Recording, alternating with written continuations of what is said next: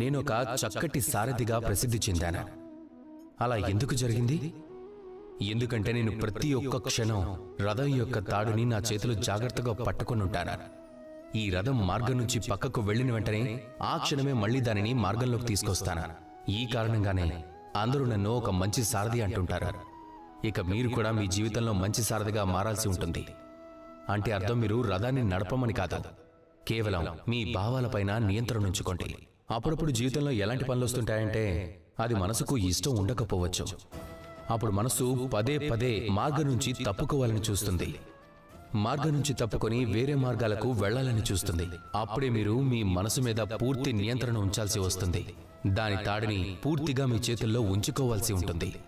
మనసు పక్కకు వెళ్ళింది అనిపించగానే వెంటనే దారిలోకి తీసుకురావాలి. మళ్ళీ వెళ్ళగానే మళ్ళీ దారిలోకి తీసుకుని రావాలి. గుర్తుపెట్టుకోండి, ఎప్పుడైతే మీరు మీ మనసు